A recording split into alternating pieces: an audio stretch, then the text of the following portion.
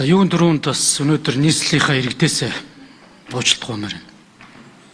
Бидэд олон жил нийслэлийн иргэдийг аятаа тухтай амьдрах, стандартад нийцсэн төрийн үйлчлэгээ үзүүлэх, өмч хөрөнгийг нь хамгаалах, утаа үнээргүй төвжирлгүй амьдруулах энэ ажлаа хийж чадаагүй 30 жил мөлхчөөд өнөөдөр хийж байгаа хүмүүсүүдийнхаа шийдлээ гаргаа онгот нь гэмт цочж байгаа юм шиг асуудалд бас ингэж ус төржүүлж зарим талаасаа хандж байгаад нас харамсаад байна. Тэгээ ийм зүйл болж байгаад бас нийслэлийн иргэдээс уучлалт гуйж байна.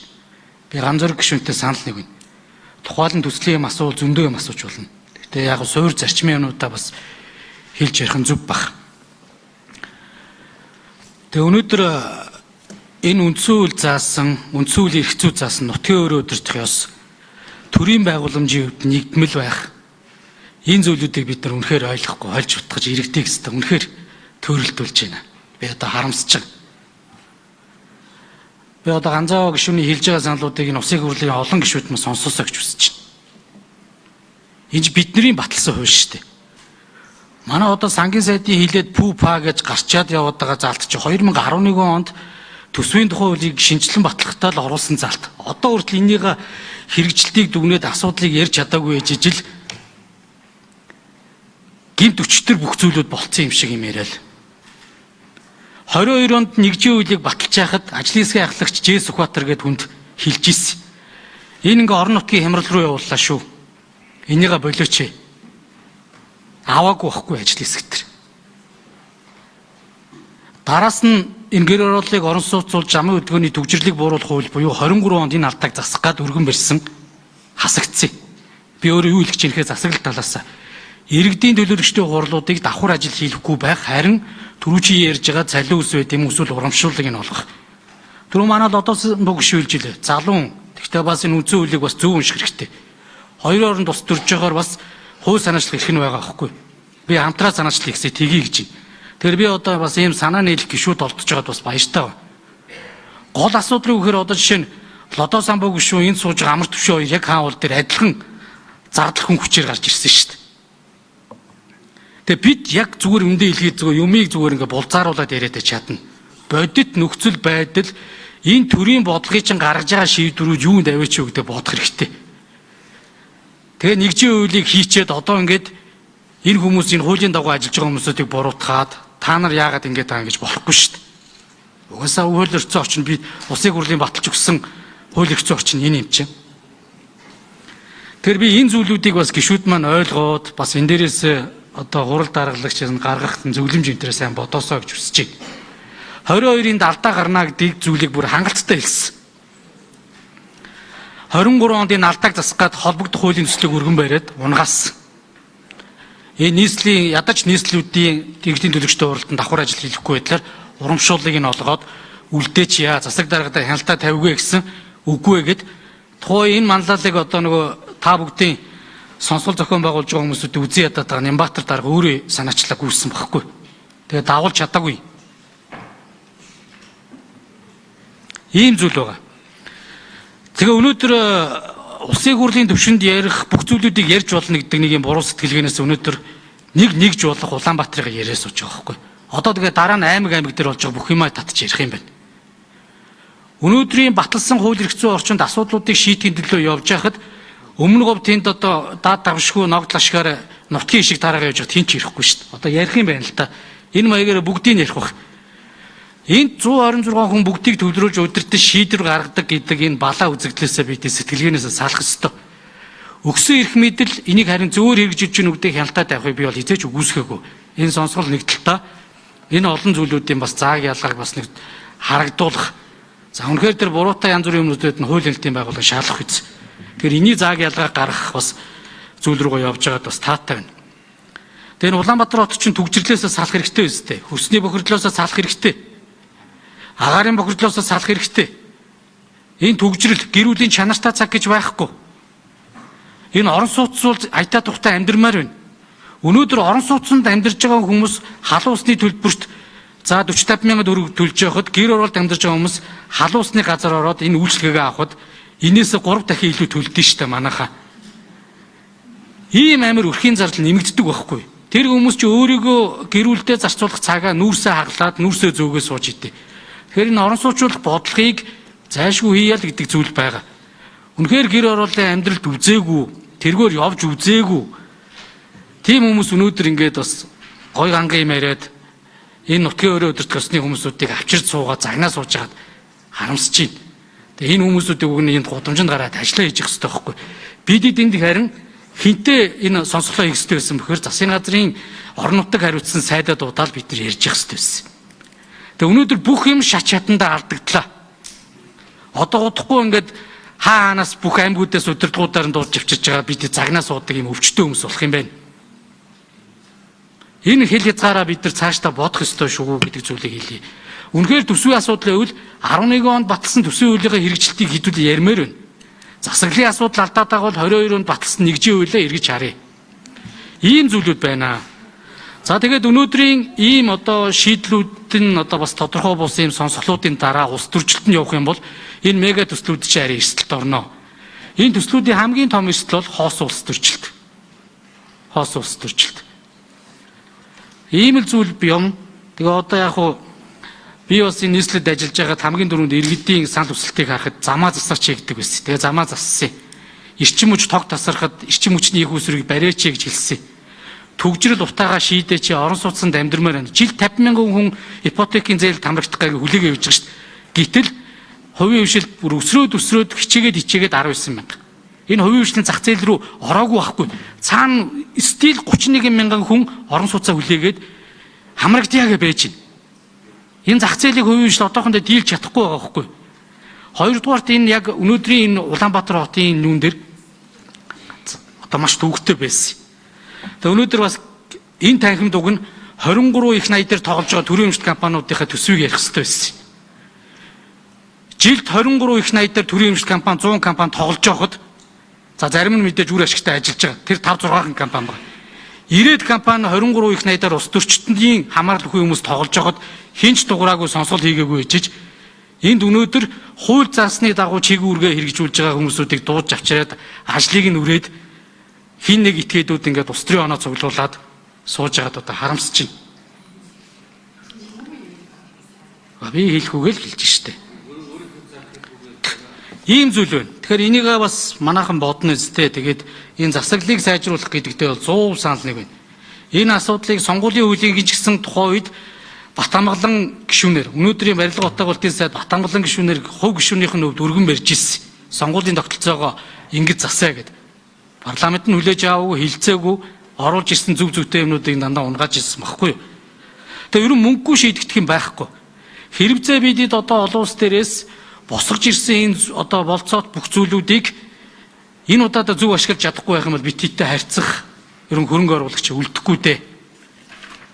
Энийг одоо бидэд бас бодолцох ёстой. Тэгээд үнэхээр зөв буруу зүйлүүд байдаг бол энийг засаж залруулах асуудал бол угаасаа нээлттэй.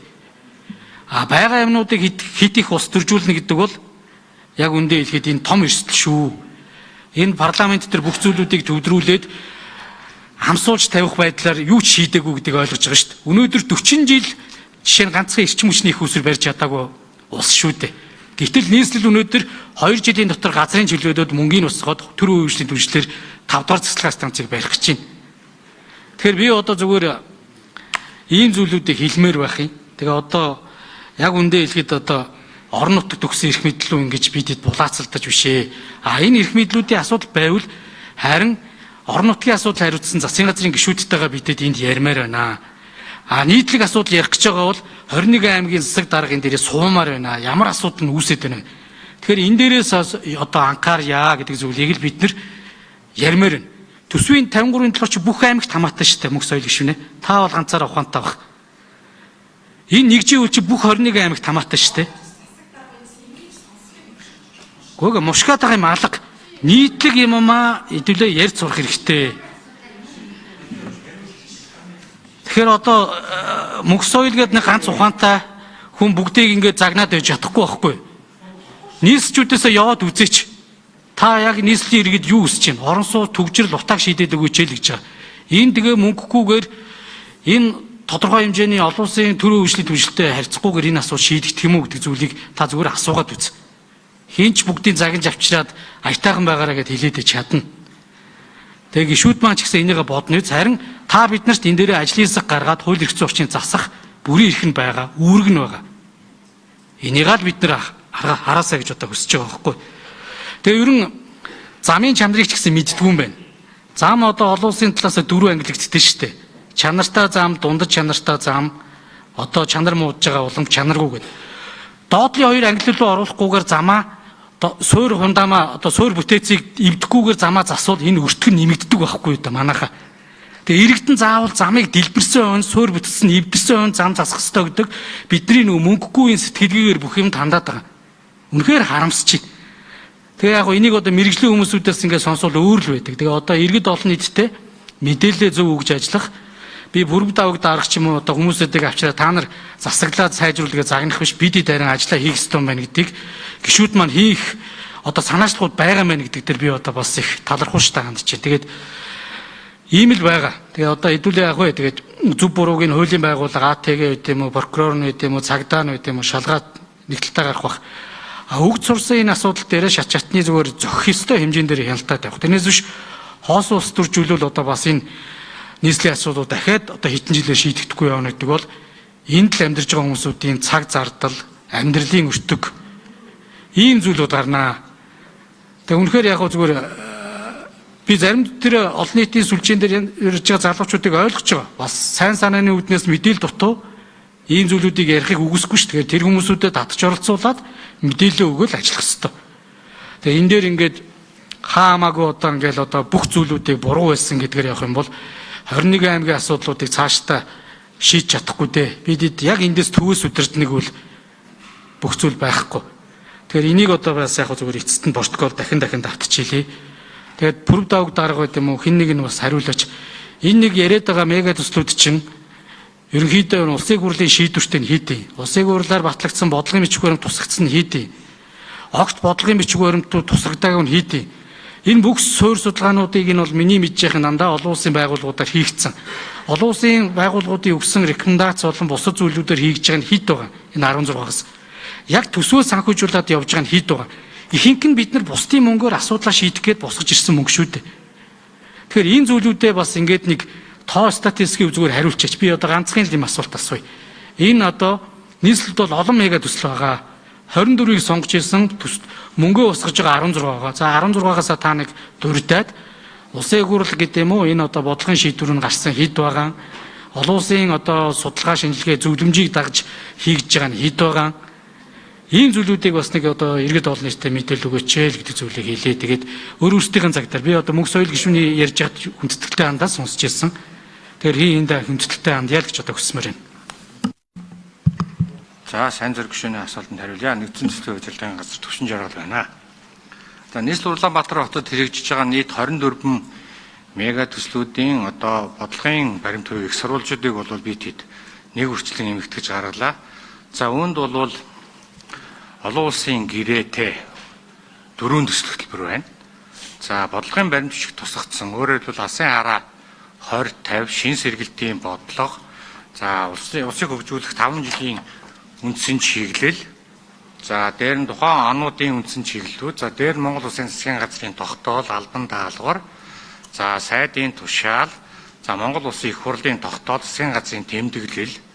За дээр нь нийслэлийн эрдэнэ төлөөлчдийн хурлын тогтоол. За дээр нь засаг даргын захирамж гэсэн эдгээр 16 төсөл дээр нийтдээ болоод ийм 2 бот 440 одоо ийм эргэцсэн хууль эргэцсэн бол баримт бичгүүд бол гарсан байдаг. Эдгээр бүх баримт бичгүүдээр бол энэ бүх төслүүд бол холбогдох шат чатны бүх зөвшөөрлүүдээ бол ном журмаар авч одоо энийг энэ хууль тогтоомжийн дагуу хийж хэрэгжүүлээ гэдэг бол шийдвэрүүд нь даалгаврууд нь гарсны үндсэн дээр энэ төслүүд бол өнөөдөр хэрэгжиж явж байгаа. Сайн зэрэг шүү. За би золоо даргаад бас нөгөө зөвлөмж гарах бах те хэдүүлэнгийнх нь бас ажлын дүгнэлт чигтээ үнийг марах бах. Энэ дээр засаг захиргааны шинжилгээний асуудлыг бас одоо улсын хурал дээр том ажлын хэсэг гарч намуудын төлөөллөөр ярилцъя гэдэг зүйлийг та бас эндээсээ хийгээч гэж хүсэж байна. Тэгээ энийгээ дагсан сонгуулийн тогтолцоо засаглал төсвийн бодлого нь яаж явах юм гэдэг зүйлүүдээ яс ярих нь зүг баг. Тэгэхээр энийг нэгдүгээрт бас хэлчихье гэж одоо бас бодож байна. Хоёрдугаарт яг зүгээр энэний цаана би юу хэлэх гээд тэгэхээр Улаанбаатар хотон бол яг энэ бусад энэ аймаг шиг ингээд статустай байлгаад байгаа. Угаасаа боломжгүй болцсон. 2 сая гаруй хүнтэй. Энэ угаасаа тусдаач авч үздэг. Энэ чинь capital city гэдэг статустай байхгүй. Тэгэхээр энийг нэг та бас бодолцоод би бас одоо тэр зөвлөмжүүд дээр манай ганд улам зөвлөх бас бичиж аваад тусгаач гэж хүсэж байгаа. Энэ capital city гэдэг онцгой статусаар нь бусад энэ аймаг одоо юутай ингээд орон нутгийн төсөв гэдгээр ингээ харьцаад нэг стандарт тавьчихаар энэ нь Улаанбаатар жижигддэг. Улаанбаатар тааруулаад юм ичгээр аймагуудад нь чирэгдээ унцдаг. Ингээд нэг юм болдгүй юм байгаамаа. Тэгэхээр энийг бас нэг гаргаад ирээ. Тэгээ ерөн зүгээр яг Улаанбаатар өөрөө тусгах юм биш байхгүй. Энэ чинь мега сити. Энэ хотууд чинь ингээд одоо таун сити, тэгээ мега сити, метрополитен гэдээ явж байгаа шүү дээ. Энэ 2 сая руугаа явчихаар баг хамгийн сүүлийн англи руугаа явчиход байгаа байхгүй. Тэгээ бид ийм хэмжээний одоо энэ асуудал байвал баг ийм хотуудтай харьцдаг засгийн газрын гишүүнч байдаг. Бид өмнө засаглалын асуудлаа ярих гэдэг байгаа бол үнэхээр ийм асуудлаа ярихаас өөр аргагүй. Тэгээд энэ засгийн газартайгаа харьцаж одоо төрийн одоо төлөөллийг чиг үүргийг орон нутг дээр буулгаж харьцдаг ийм зүйл байх юм аа. Тэгээд энэ засаг зэргийн шинжилгээ, сонгуулийн тогтолцоо, төсвийн бодлого, за энийгээ дагаа татварын одоо бодлого хуваарлтууд ч бас яригдах байх. Ийм зүйлүүдээ бас нэг зөвлөмжн дээрээ тусгаж өгөөрэй гэдэг зүйлийг би одоо эцэст нь зүгээр бас хэлье. Тэгээд детальчлаад асуул зөндөө юм байна. Гэхдээ одоо яш шиг одоо маргааш бас тодорхой мэдээлэлүүд өгж байгаа учраас явъя зүгээр ер нь суур зарчмаараа орон нутагт өгсөн эрх мэдэлтэйгээ булаацлах биш, хяналтаа зөв тавих. Эндээ өгж байгаа бол одоо буруу байнааг бол энэ хүмүүсүүдийг авчраа загнах биш, хуулиа өөрчлөё л гэдэг байдлаар бид нар асуудал дандаа чийлгэж байгаа. Тэрнээс энэ одоо хууль тогтоомжийн хүрээнд ажиллаж байгаа энэ орон нутгийн хууль өөрчлөх хэрэггүйгээс хойш бид нар энд одоо бас бас одоо шүүмжлээд байх бас зохистой биш ээ л гэдэг зүйлийг энэ ташинд хэлэх гээд байгаамаа. Сонсголыг бас эрэг талаас нь одоо харах ёстой.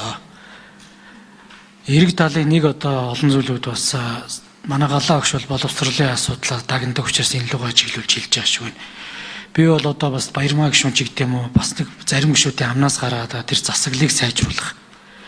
За тэр төсвийн одоо бодлого зохицуулт хэрэгжилтийн асуудал дээр ямар байгаа. Энэ бүх зүйлүүд дээр энийгээ дагсан сонгуулийн тогтолцоо ямар байх юм гэдэг ч юм уу ийм зүйлүүдээ ярьж байгаа нэг сайн байна.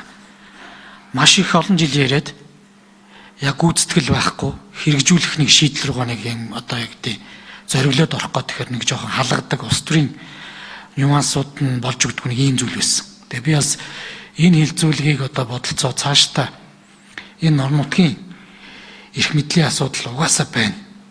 Өгсөн эрх мэдэл дээр ингэж одоо чи хэрэгжүүллээ гэдэг загинж ерөөсөө болохгүй. За үнэхээр томдод агуул улсын хурлын буцаагаад авчих хэрэгтэй. Яагаарахгүй л одоо нэгжийн хуулиар зам гүүр барих асуудал нь орон нутгийн асуудал гэсэн байхгүй. Сургууль цэцэрлэг барих асуудал нь орон нутгийн асуудал гэсэн. Зөвхөн яам нь бол бодлого гаргах шүүл гэдээс. Одоо тэгээ барихаар загнаад байна. Мөнгөө босгож ирээд барихаар чи их мөнгө босгож ирээд усаасаа томрлоо гэдэг юм. Улаанбаатар ч одоо нүүлгэж аваад мөрөн дээрээ тавиад өөр тийш явчих чадахгүй үстэй. Тэгээ одоо юу яриад ингэж байгаад байгаа. Харин төсвийн том бодлого талаас энэ төр байгаа юмнуудаар болгоомжлыг бол ойлгож байна. Мэдээж энэ асуудал төр энэ одоо нутгийн өрөө өдөртөх ус байгууллага, засгийн газар, холбогдох хяналтын байгууллагуудаа маш сайн мэдээлэл өгөөд ойлголцоод явах хэрэгтэй. Угаасаа л явж ирсэн юм. Бид эдийн нөгөө олон нийтэд өгөөд байгаа мэдээлэл нь тэр ихгүй. Одоо ингээд энэ манай Батболд гэдэг намчгүй намаа хувааж тоглодог шантаажчин нэг тендерч нөхөр. Одоо та нар ямар их том төслүүд хэрэгжүүлээд байгаа ижил хардлагатай байхгүй юу да. Этергээд ийм солиотой юм яриад тэгэхээр ийм эн чинь өөрөөсөө мэтгэлцэн биш болчиход байгаа байхгүй. Энэ хүн сэлб эхэлж яхад л шантаач игээ гүйжсэн тийм л нөхөр шүү дээ. Тэгээ одоо нэг гэгэн цагаан дүртэй. Энд гэгэн цагаан дүртэй хүмүүс зөндөө байна уу? Тэгээ та бүгдийн бас нийслэлийн одоо 2 сая иргэдийн зовлон жоох нэмгэлэх бити нэмчээсэ. Тэгээд яг ийм сэдв барьж хүн барьж авч жагаад улс төрийн карьер капитал олж авч байгаа тэр ажилд нь амжилт төсөй зарим хүмүүст. 28 онд нь амжилт төсөй. Харин нийслэлчүүдийн нийтлэг эрх ашигын төлөө явж байгаа энэ зүйлүүд дээр үнэхээр одоо зөв байвал зөвийн дуурайд буруу бол буруу. Буруу байгаад ийм асуудлуудаа байвал ингэж шийдээгээд шийдэлтэйгээ гоё мэтгэлцээсэй гэж би хүсэж байна. Тэрнээс биш хоосон иргэдийг төөрөлдүүлсэн хин намайг хариуцлага тооцох гэдэг байдлаар маш одоо сүүлдээ иргэд чи итгэхгүй хэдий их найдыг идчихлээ энэ гэл ингээд тийм их мөнгө байгаа мó Монголд угаасаа байхгүй байхгүй да. Тэгээ эцсийн дүндээ энэ 16 хэдийн 24 төслийн тэзүүндх тоонуудыг нэгтгэж жагаад нийгэм тайж өгж пүү па болгоод тэгээ бодит мэдээлэл сонсохоор тийм л байгаа шүү дээ. 24 төслийн чи дөнгөж 11 нь дөнгөж гараанаасаа гараад багцархан санхүүжилт олгоо явж байна л гэж байна. Тэгээ яг иргэдийг нөгөө тархийг угаад Монгол Ардын наам бас нийслэлд нэг дахиад ялчихгүй гэдэг дээр бас хандж яхахыг бас үгүйсэхгүй. Яг энэ одоо улс төрийн бас нэг өрсөлдөө явж байгаа учраас би энэ үнцгийг бол хүндэтгэн. Одоо бас улс төрчдийн хувьд нь. Гэхдээ огтоос бас шинжлэх ухаан болон судлаачдын нэр ирж хагаад ингэж бодлуулдаг нийгмийг хар айцаар автуулдаг ийм бүлэг этгээдүүд байна. Энийг үг нь бусад оронд бол одоо хорлон сэтгүүл ажиллагаа гэдэг. Гэмт хэрэгтэй байхгүй. Тухайн улс орны нийгмийн эдийн засгийн амьдралыг саатуулах хорлон сүйтгэх ажиллагаа гэдэг. Одоо манай данш ийм зүйлийн хариуцлага нь байхгүй учраас дураараа дүргэж байгаа. Тэгэхээр ийм зүйл байх юм. За тэгээд одоо яг энэ сонсголын үр дүнд бас энэ цаашдаа засаг захиргааны нэгжийн шинжилгээг яваасай. Бас үнэхээр одоо цаашдаа энэ 21 аймаг нийслэлийн статусыг зөв тодорхойлоосой. Засаг дарга гэдэг тусдаа этгээд байд юм байна. Хотын захирагчгээд бас тусдаа статус буюу аж ахуй эрхэлдэг хүн байд юм байна. Хот гэдэг нь өөрөө корпорацийн зарчмаар ажилд юм байна гэдэг дэлхийн нийтийн чиг хандлагыг ойлгодог болох энэ одоо бас эргэлтийн цэг юм шиг надад санагдаад байна. Бас олон хүмүүс бас энэ асуудлыг ярьж хэлээд бас зөв ойлголтлаас нь хэлээд байна. Тэгээ хэдүүлээ одоо бас энэ орон нутгийн иргэд одоо нутгийн өөр төсний байгууллага болон энэ хийж байгаа хүмүүсүүдийг дуудаж байн ингэдэг юм л бити орчоосоо гэдэг л байна. Энэгээрээ нийтлэг энэ асуудлуудыг шийдэж өгөх төр зөвлөмжүүдээ сайн өгөөсэй л гэж бодож байна.